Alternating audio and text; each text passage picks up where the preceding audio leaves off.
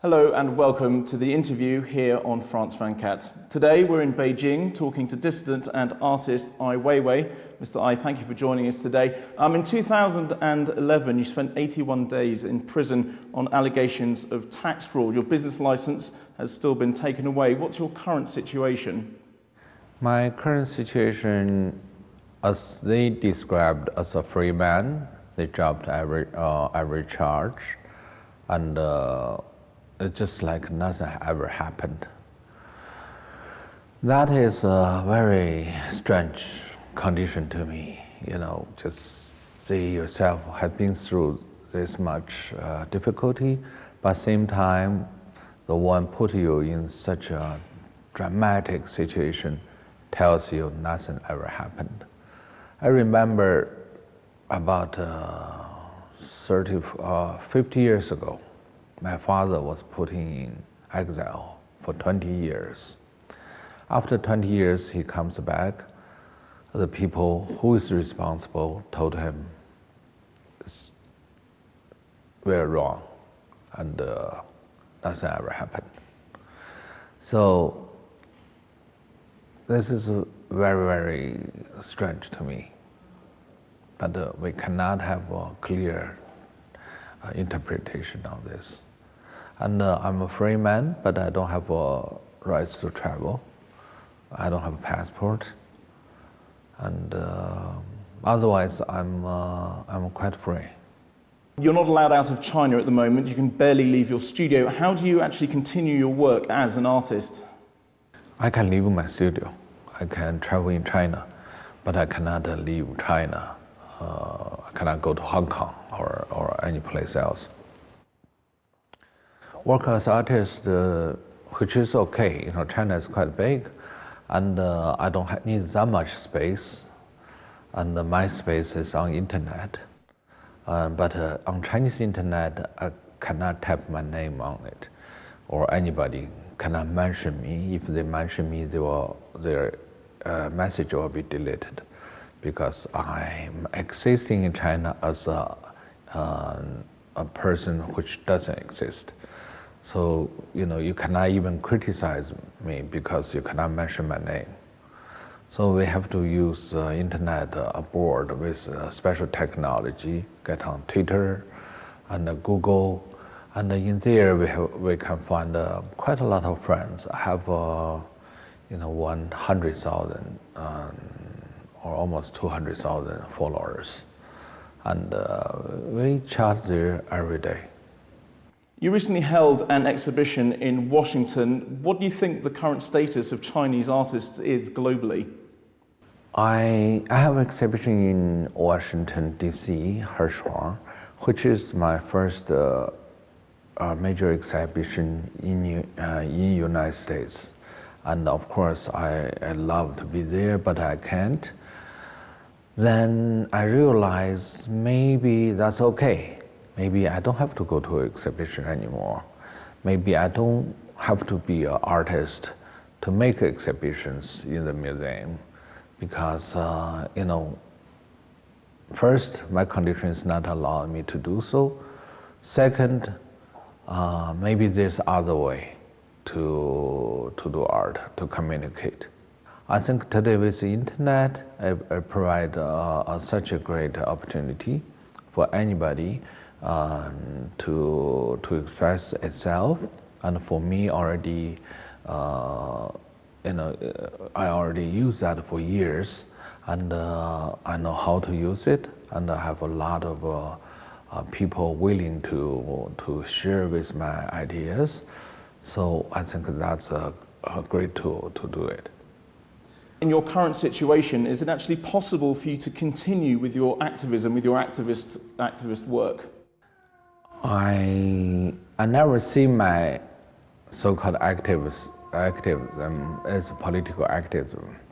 I am an artist. Freedom of expression is part of my duty and job. And to say the truth, to share my views with the audience, is about communication. So for other people, maybe you call it a political activism. For me, it's just part of my art. Which artists do you yourself admire the most? I admire artists who can always put themselves identify with greater ideas. I admire Anish Kapoor, who just made the Gangnam Style dance, and with all those museums, New York MoMA, Guggenheim, and Los Angeles Museum, and all those museums, new museums, and also admire Elton John, who just had a very large, musical events in Beijing, and on this his performance, he dedicates this to freedom and to the spirit of justice. I really admire people like this. I think that's most important for any individual to express their support on freedom and on justice. China's Communist Party has just held its once-in-a-decade leadership changeover. Do you think the new leadership of the Communist Party is going to back off away from cyber activists like yourself? I don't think so. I think maybe for the world that's new leadership, but for me or for Chinese, this is nothing new. We have been shifting leadership for decades or many times. It always turned out it's nothing new there. I don't know if there's a future for political activism, but there's a future for people who loves freedom, loves justice. I think there's always future because those rights it belongs to the life, and that's everybody have to protect it. There's a bright future for that. What would you like to see from the incoming government, from the new leadership that's going to take over in March? What I expect? I don't have much respect, actually, because there's a lacking of communication, it's a lacking of discussion, lacking of a goodwill or even a good intent. So if somebody like me be seen as an enemy of a state, I think then there's almost no expectations, because I'm just an artist, an individual, and I have a full intention for the a better society. But if you see what I have been through, then it's quite a disillusion. We were just talking about the once-in-a-decade leadership changeover here. What was your take on the Congress? We don't understand, because it's really internal meeting within the party. Second, as a party member, I don't think they understand. There's always a top secret. It's always announced with a big surprise. How do you view the dismissal of Bo Xilai from the party? I think anybody, if has been seen as a criminal or violator of law, has to be tried fairly.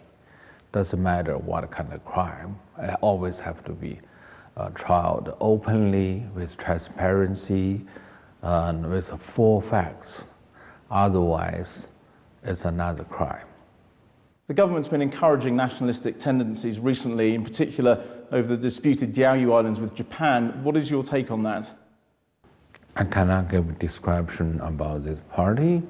I think the so-called anti-Japanese movement is a very pitiful kind of act, because in today to use this kind of hatreds against another nation is ridiculous. How do you see the future of China in terms of increased liberalization? I cannot predict. I think China will change, but we don't know We don't have a clear answer when and how. What is the biggest challenge now facing the party and its legitimacy in holding on to power? Well, I think the party have to gain the support from the people. They first have to trust the people. They have to work for the people. They have to understand those people are the foundation. And so they have to give them the very essential rights. Let them vote. Let them to be bear responsibilities. Otherwise, it's never going to be better. Ai Weiwei, thank you very much indeed. That was Chinese artist and dissident Ai Weiwei, and that was the interview on France 24.